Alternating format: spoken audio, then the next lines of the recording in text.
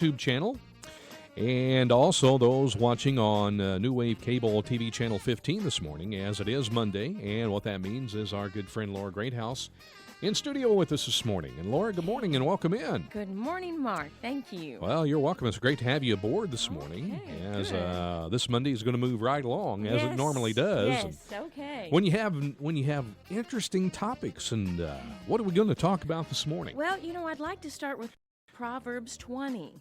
And the reason I'd like to start with Proverbs 20 is because today's the 20th. That's right. Yes, and they say, and my father-in-law's even said, there's a proverb for every day of the month. Wow, yeah. You think about that. And Mark, I was in the habit, I'm going to tell on myself, of reading one every single day. And then, I don't know, I guess I've got all wrapped up in this Revelation reading, and I haven't been doing it. And I can tell a difference. I can. Isn't that true? How when you're on something and you devote yourself to that, and then there's like a lull, it does have an effect on you. It really does. And my experience when I was reading a proverb every single day, it's like it kept me in check. And when, somebody might throw a curse at me or an insult or something, my mind would click back to that verse that talks about insults, and or when this would happen or that would happen, my mind would easily reflect back because those scriptures were in my mind and in my heart. So anyway, I just wanted to pick up and discuss a little bit about Proverbs 20 because today is the 20th. That's right. Not that this is, my favorite or anything like that, but I thought, let's go through a few of these scriptures and apply them and see how they could help us in our daily life and to encourage you and myself get back on it. Get back on it. It doesn't take but a few minutes. So one that I have circled here, it is to a man's honor to avoid strife, but every fool is quick to quarrel. Oh my, yeah. I still have a long way to go, but as I get older, I'm better with not quarreling, I'm better with just hold your tongue, shut your mouth, does it really matter? And like my kids, I tell my kids, they'll argue about this or that, and not that they're terrible about arguing. They do love each other and enjoy each other most of the time, but there are those moments. But we'll go down the road and I'll tell them, okay, guys, you're fussing. Does it really matter? Is it worth battling? Because there are things worth battling. Sure. There really are. And there are days when we have to argue whether we feel like it or not because it's an important issue that needs to be dealt with. But whether it was blue or green, who cares? That's right. But you're right. When it comes to the time to find out the truth, then you need to sit down in love and discuss it. Yes, that's good. And, I'm going to tell this, too, because I tell everything, Tom and I was having a disagreement over the weekend, and we've really done good. I mean, considering we've been married 16 years, we've learned some things. We really have. And, here's what I did. He said something to me, and it really upset me. And so I just shut down. And you know what I did? I wrote him how I felt. And he come back to me wanting to apologize, and I said, here, please take this. And it was Sunday morning. It was yesterday morning. And he read it, and he came back to me, and you know what he said? He said, you're absolutely right. I mean, I don't hear that often. We don't say that often. Right. That's hard. And he was a big enough man to say, you are absolutely right. Wow. And I appreciate you, and I shouldn't have said that, and I'm sorry. And it was just like, wow, look what we did. We didn't yell. We didn't say ugly things back to one another. He said something he shouldn't, and I'm guilty of that a lot. I'll tell you, this is not a one-sided thing. I'm guilty of that a lot, but he said something that he shouldn't have, and I wrote him how I felt, and he was man enough to come back and say, you're absolutely right. We're all human, and you're exactly right. We all make mistakes. Yes. But when you fess up to that mistake, and you can man up or woman up to it and That's everything, right. and you can face that with no fear whatsoever, and you do it in love, that's how you solve your problems in life. That's how you solve your problem with each other. Right. Because if not, it can cause problems down the road. Absolutely. And where is that going to get you? Only a broken heart. Only a broken heart. And it happens way too often. That's right. And something else, I'll tell you something Tom's really good at. Don't let the sun go down upon your wrath. That is so true. He wants to settle it before we go to sleep, and I'm not always like that. I just want to just shut it off, and it's time to stop and forget this. But he won't hardly let me. He wants it cleared up, and that is really a feather in his cap. That is really good because, if there's problems among other people and groups, it's best to get them all together, sit them down, and get that problem solved. Right. That falls under the same thing you just talked about. It does, because it has time to breed. Yes. Whenever we don't get to it. And so anyway, he's really knows how to do some things that I don't and that I'm not good at, and I certainly. But anyway, I wanted to share that. Though. Yeah. I'm learning, and it was just like, wow. And we hugged yesterday, and we went to church happy, and we could have gone to church really mad, and Joyce Meyer, she talks about you could just treat each other like the devil and just have a fit and yelling and just drive up in the church parking lot. Well, how are you? Mm-hmm. How are you? It's so good to see you. God bless you. When you've acted like the devil 2 seconds ago. So sure, exactly. Anyhow, let's see here. Let's move right along, and I may not go in order here. Make plans by seeking advice. If you wage war, obtain guidance. And even in our own lives, we face war. Oh, yeah. We are having problems, and I've had people say, oh, well, this person, she just asks, everybody their opinion, and like it was a bad thing, and I thought before, I think that's a good thing. Mm-hmm. We're not always right. I'm not always right, and it's good to ask other people's opinions because it can really change your way of thinking. My brother-in-law, Kip, I tell you what, he is so smart, and he's so wise, and he always thinks kind of the back end of things, and I'll think I've got it all figured out, and I'll ask Kip about it, and he comes up with this total different idea, and I'm thinking, wow, I never would have thought of that. I'm so glad I asked for your advice. That's, and I think it goes back to a pride issue. Sometimes we're afraid to ask for advice or afraid to ask for help because you want to handle it on your own. You are right. And it goes back to a pride issue, and pride gets you nowhere. It doesn't. And sometimes people think that shows weakness, but I don't, because, if this woman had so much pride in her heart, she wouldn't have been able to ask other people's opinions, but she didn't have pride built up in her heart, and I just looked at it as a plus. They looked at it as a negative, and I don't know, I just totally disagree. And when I read my Bible, I feel like I totally have a right to disagree. This is a good one. A gossip betrays a confidence, so avoid a man who talks too much. Isn't that good? That is very good. And I think about that sometimes, and I think, oh, Laura, on here, I definitely think I talk too much. But in my life, Mark, I'll tell you, I have learned not to talk so much. I have learned to let other people talk. And one of the biggest things that was a turning point for me, at a yard sale, I picked up some tapes, Dale Carnegie. Yes. Oh, talk about some brilliance. Oh, my goodness. And you know what he said? Be interested in other people. Listen, other people needs to talk. I don't need to talk all the time.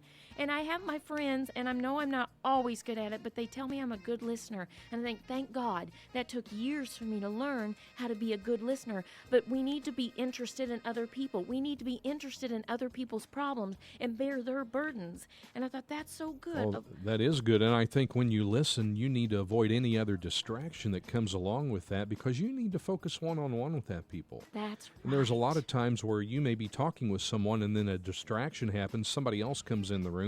That's not fair to that other person. That's exactly So you got to focus right. on one-on-one. And I love that. And I try to do that with my kids. Like if I'm speaking with somebody, and especially if they're talking to me, it's their turn, and my kids come up, I'll just quietly hold up my index finger and just, give me a minute. Not that I do that every time, but you're right. You're right. It's showing that person that you're talking to that this is more important than you are, and I'm guilty of that. And it's out of respect, too. It's out of respect. So that's a good point. But yeah, a gossip betrays confidence. And another thing, I used to couldn't keep a secret, but I can now.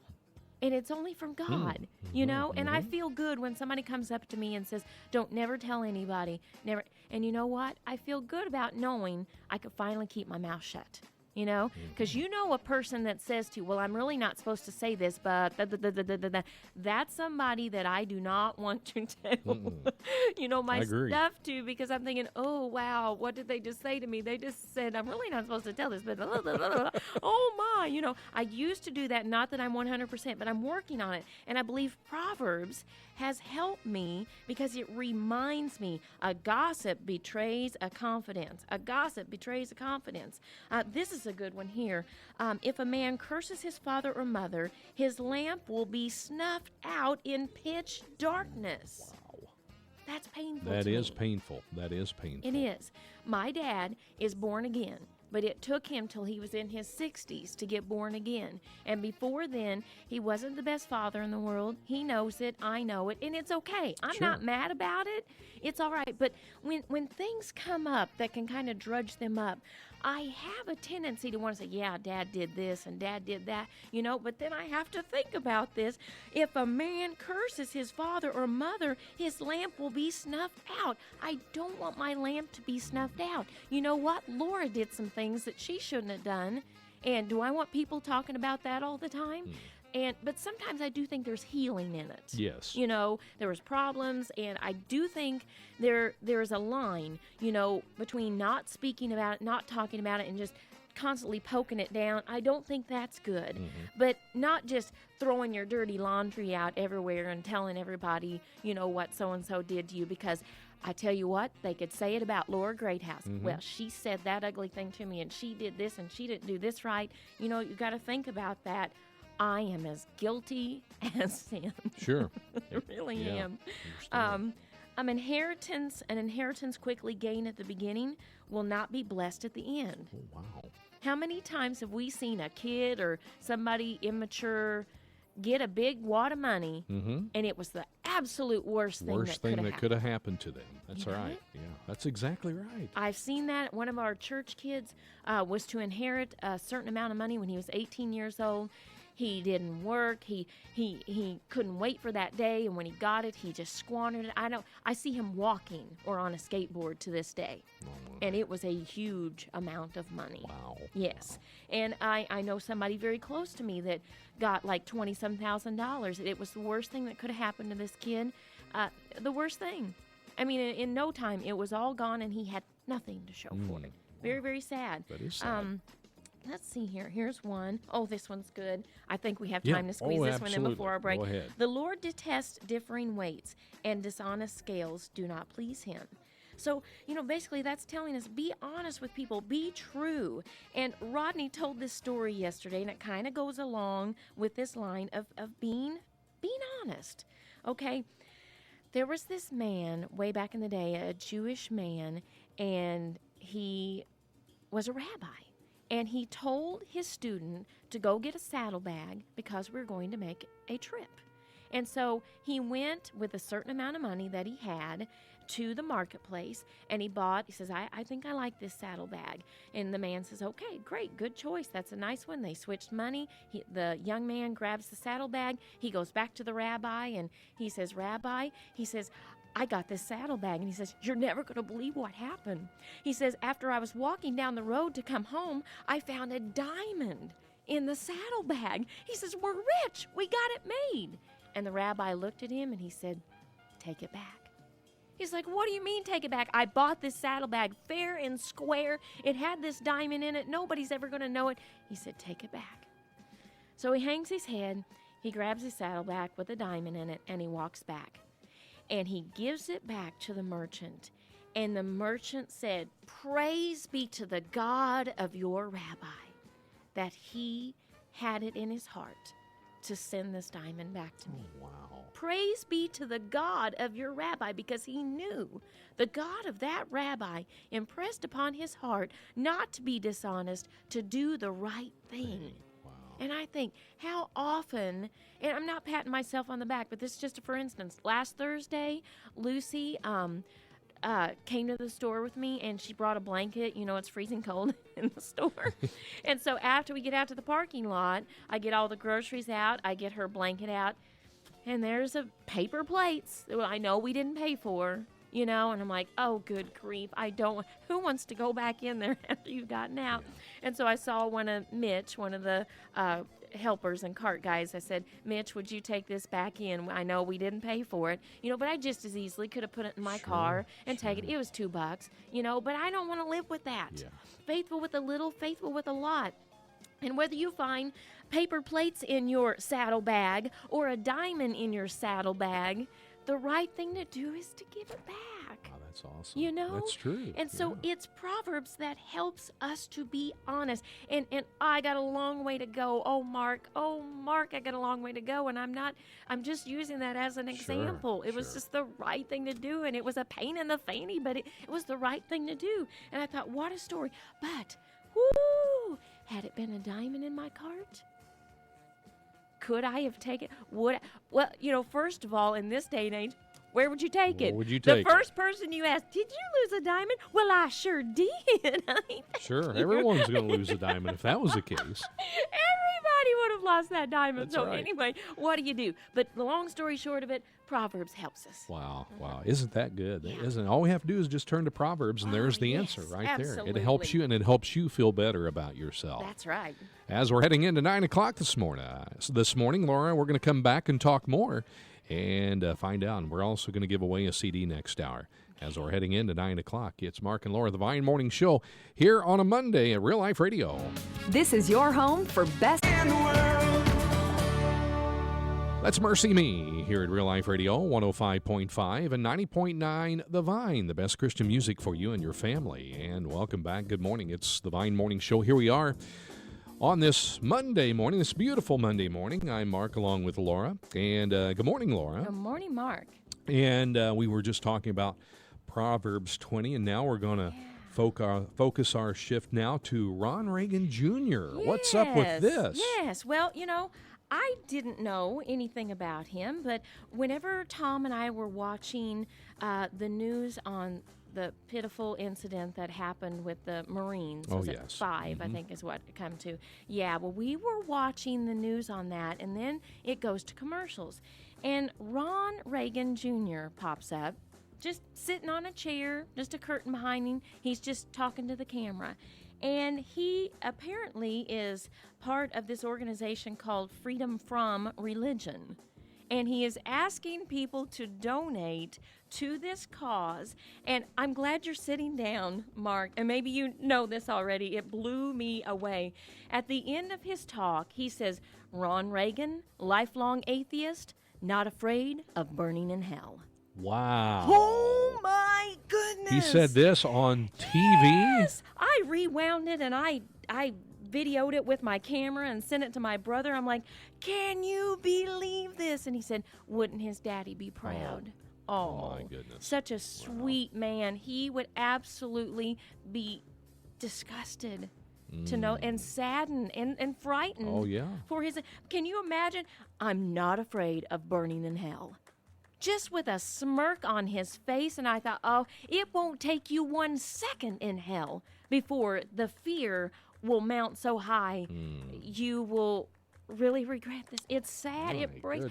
I'm just like looking at Tom like, oh my goodness, can you believe what he just said? And Tom's just, well, I mean, we both were just flabbergasted. Sure. I'm sure anybody that saw that had to be flabbergasted over that issue. Just absolutely stunned. Now I have just seen it all. Oh my goodness, can we not see? We are just on the edge of the Lord's return. Can we not see this? Look at this. I mean, it was like 6 o'clock. I mean, just prime time. Prime time. It really was. And Tom says, you know what? Well, he goes, fine, buddy. I hope you're not afraid. He says, I don't feel sorry for him. And I kind of do. But I understand Tom's point. Sure. If he wants to be that blatant and that bold about it, yeah. Yeah. Just thumbing his nose at God. I couldn't believe it. So anyhow, I don't know if you all have heard that, but I thought we need to share this with our brothers and sisters that this right here is just a tiny little piece. And it makes you wonder, what's next? Who's next to say the same thing? That's going to come on and say, well, if he said it, I'm going to agree with him and I'm going to go say it. Exactly.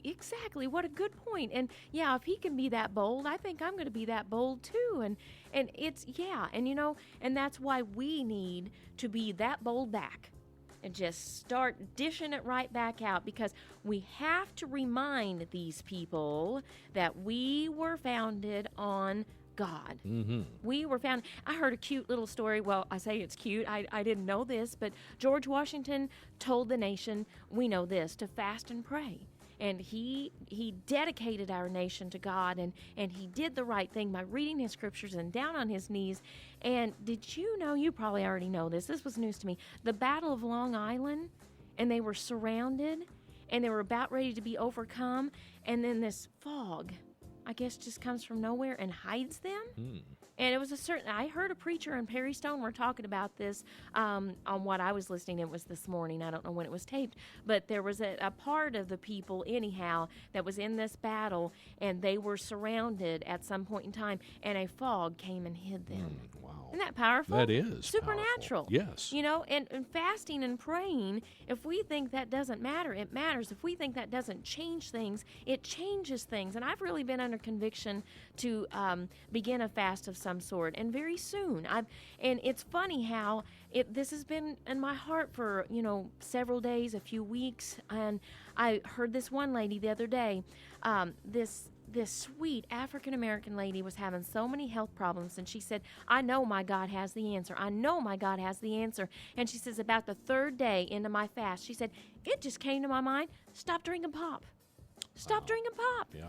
And she said, and then the heavy meats and the fried foods. And she said, it just started kind of laying out of me. And she says, I quit eating those things just 90-some% of the time. And she says, I didn't even realize it. She said, over the course of a year, I lost 89 pounds. And she says, the issues that I was having went by the wayside. This got better, that got better, that got better, this got better. She says, and all this time I spent, God heal me, God help me. She says, it didn't work until I was willing to fast and pray and seek God and do what he told me to do. She said, so many people are unhealthy and they're praying for their miracle. Well, their miracle may be in nothing shy in treating your body the way God intended you to treat it, and quit down in them Mountain Dews and all them silly things and complaining because your stomach hurts. Well, I wonder why your stomach hurts all the time, because you're not giving it water, what God made for you. And so many times I don't even know how I got down this path, Mark. I started at Long Island and I got down to drinking Mountain Dew. Only Laura could do that. Yeah, but it all ties into what you're talking about. I understand it. Okay, thank you, buddy. Yeah, because we do neglect our body. We do. There are so many things out there that are pushed our way in front of us. Eat more of this, eat more of that, and we don't realize, we can eat more of that and eat more of this, but it's not healthy for us. Yes, and right. we're all guilty of it. I'm guilty of it. Absolutely. But I was just reading something today on sugar, how much of our food supply has sugar in it, and sometimes we don't even realize it, and we crave more and we eat more of it. You are right. And that's the way we can detoxify our body, is by giving up those things that are harmful. You are right. And it is not easy. Fasting is not easy. Fasting is not for everybody, because issues with maybe illnesses and stuff. Absolutely. But if you can fast, and I know people that I've fasted, many people have, you do have a sense of feeling better after you get through the initial shock of it. Yes, that's exactly right. And I did this. Now, this was just because I wanted to try it. It was called the JJ Virgin Fast, like 7 stressful foods. And one of them was sugar. And I went 3 weeks without having even a date or honey or even the healthy stuff. Nothing.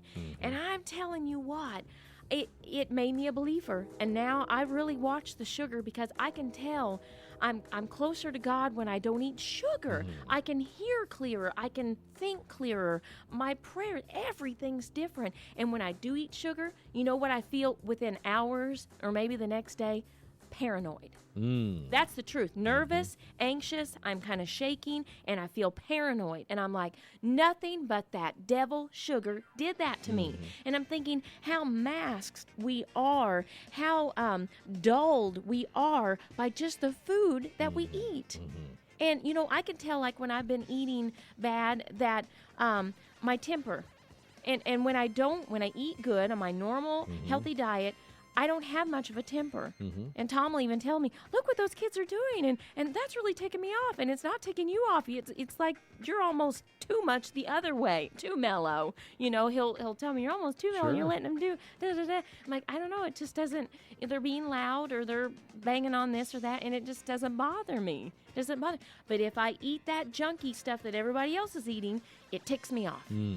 And Wow. I've noticed that. Yeah, wow. So anyhow, these Daniel fasts and things, why did Daniel fast? Exactly. Why did Daniel get these revelations? He cleared his body of all the trash, rich, horrible food. And so I'm convicting myself even more to get on a fast because I know God's dealing with me. There is something that I need an answer to.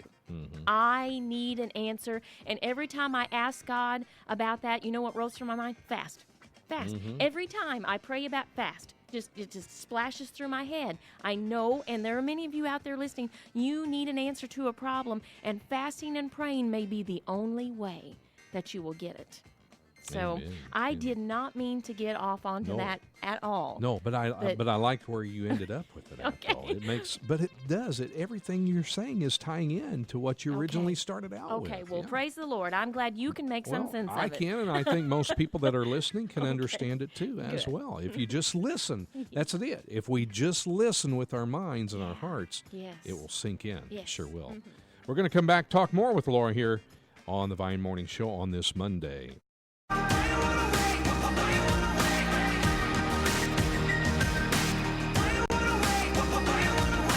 Breathe in, breathe out. That is from the group The Afters here at Real Life Radio, 105.5 and 90.9 The Vine, music and ministry to help you connect with God.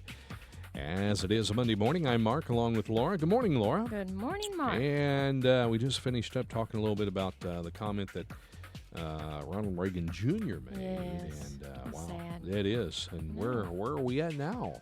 Well, I kind of wanted to give a prophecy update next. Sure. I ran into this article. I don't know who put it together.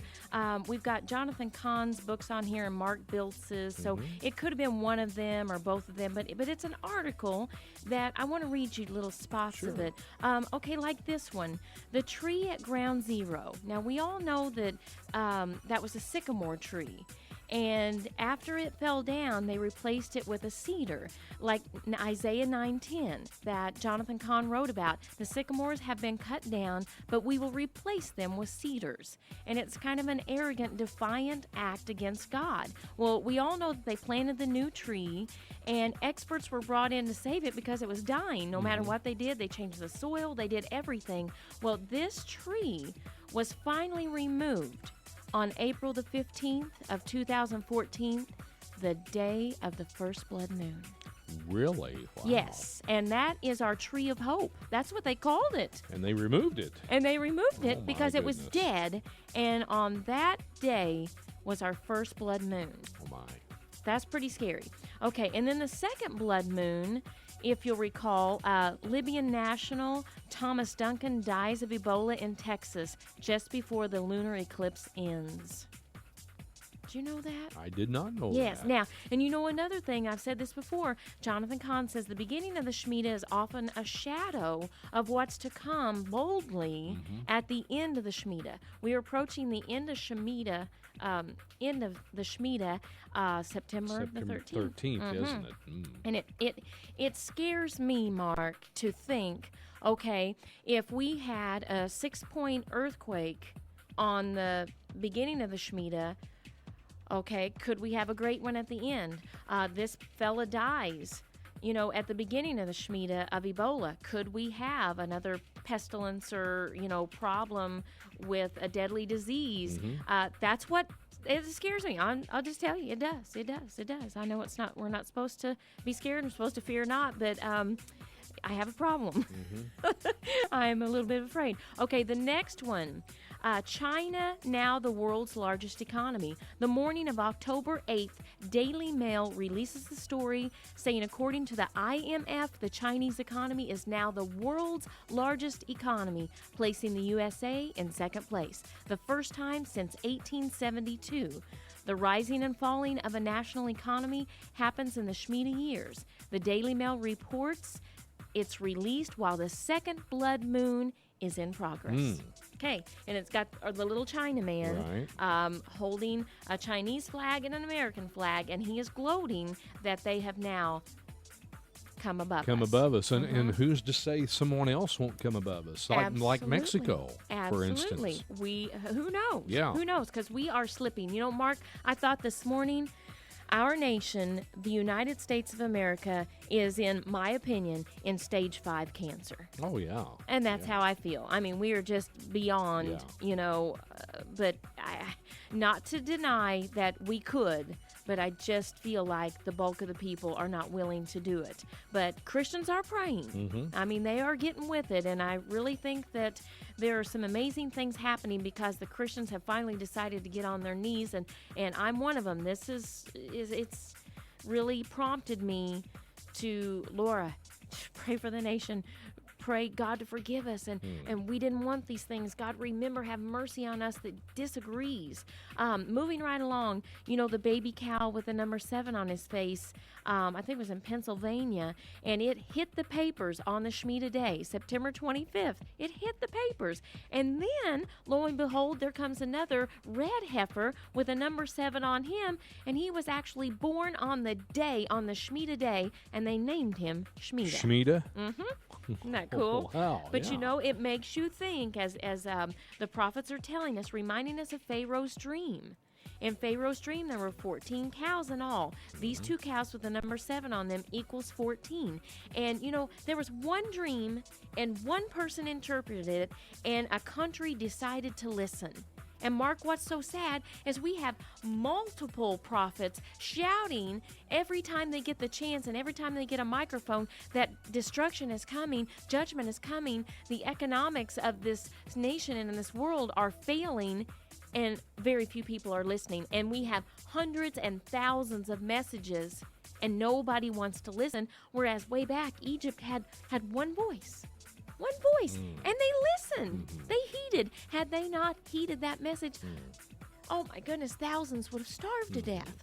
So anyhow, back to this this message of the 7 cows. Many will laugh at it, many will scoff, but I've never seen a cow with a number 7 on his forehead. I've never seen one either. Yeah. I mean, and I've seen a lot of cows in my day, and I have not seen it. Okay, moving right along, Russia now has more warheads than the U.S.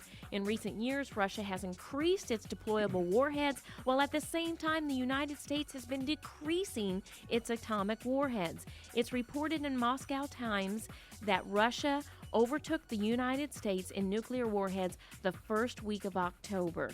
Again, a sign of God raising up and tearing down of nations. Here's another one. Benjamin Netanyahu addresses Congress. All right, if many of you haven't heard, that's tied in with Queen Esther. In the Old Testament, Queen Esther, who is Jewish, approaches the king of Persia against the law in order to save her people, in order to save Israel. Her request is granted, and the enemies of Israel are killed. And in a similar manner, Benjamin approaches the United States Congress against protocol to plead the case to once again save Israel. Israel's under the threat from Iran, which is Persia. So both events occur during the same Jewish month. Benjamin Netanyahu's address comes just before the solar eclipse, marking the mid of the Sabbath, the exact day of the Sabbath. God's promise to Abraham and his descendants, remember this, I will bless those who bless you, and I will curse those who curse you. It's very unwise for America to become an enemy of Israel, for God will curse us. And, that Benjamin thing, I mean, you think about it. She approached the king against protocol. She could have died.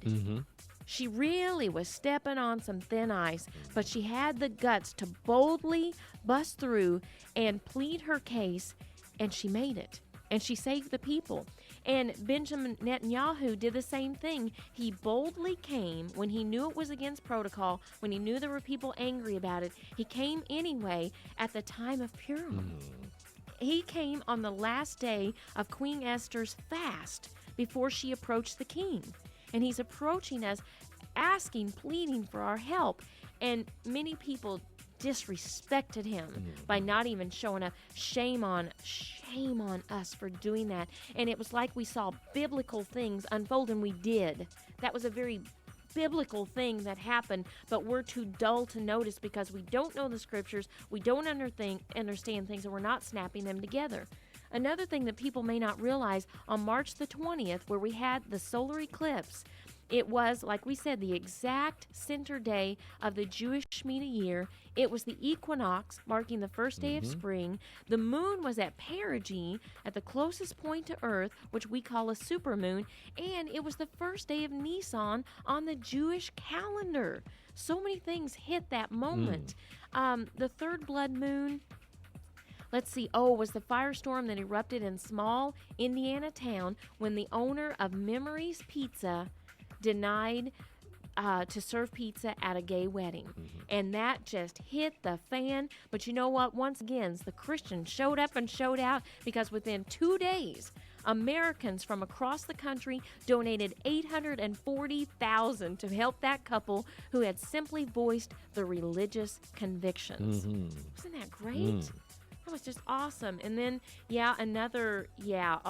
is another thing that is on this news report, and I'll finish with this. The U.S.-Israeli relations have turned frosty following the election of Benjamin. We know that. And let's see, it was talking about, President Obama ordered our Air Force to shoot down Israeli warplanes that attack Iran's nuclear bomb-producing plants. It says the always truthful White House has denied the allegations. And a warning to the nations of the world, God has promised that if people of Israel are faithful to him, he will destroy Israel's enemies. It would be wise for America to be on God's side and Israel's side, or face judgment. So that's most of this little report here, but it's scary. Scary Well, it takes you to a new level of to watch what's going on around us. You know, back on the 4th of July, they had a Russian bomber fly 30 miles off the coast of California. Absolutely. And, you know, why are they in U.S. airspace? Why is a Russian bomber flying 30 miles off the coast of California? I agree. You know. I agree. And I just heard this at church, so it may be off just a little bit, that there were 14 different stops that our police or whomever it was able to prevent terrorist attacks. 14 different things that they snuffed out. I believe the Christians are praying. I believe that we can hold back these things. We can lessen these things, lessen the degree of these things if we get on our knees and pray. Do I believe judgment is still coming? Yes, I do. But do I believe that we can, with our prayers to God, asking and begging for mercy, I believe there could be change still. I really do. Yeah, I agree with you 100%. Yeah, sure do. So, hey, we're going to come back here in just a few moments, and we'll wrap things up here in just a little while. All right. Right now, though. The crazy faith. That is from John Waller here at Real Life Radio 105.5 and 90.9 The Vine. That's his brand new song is called Crazy Faith, and that is from the movie War Room. That is going to be released August 28th, and Vine Night coming to AMC Theater on the night before the nationwide release on Thursday, August 27th at 7 p.m. Tickets are available for $6 each. You can get them here at the Vine Studios, Wayne City Baptist Church, or soon at Daystar in Mount Vernon and Hope in a future Christian bookstore in Fairfields. We're with Laura this morning, and welcome back to the Vine Morning Show, Laura. As we're going to talk about college universities. What's the deal with this? Yeah, well, I just heard this and wanted to pass it on, but talking about, earlier when we were speaking of George Washington, and it's good to remind ourselves where we come from. And even our universities, they were built way back in the day to educate Bible scholars, and it was about the Bible. School was centered on the Bible, and how we've forgotten that these days, and how most of our university, maybe not most, but many of them are agnostics, atheists, and socialists, and just really have varied far from the original intent.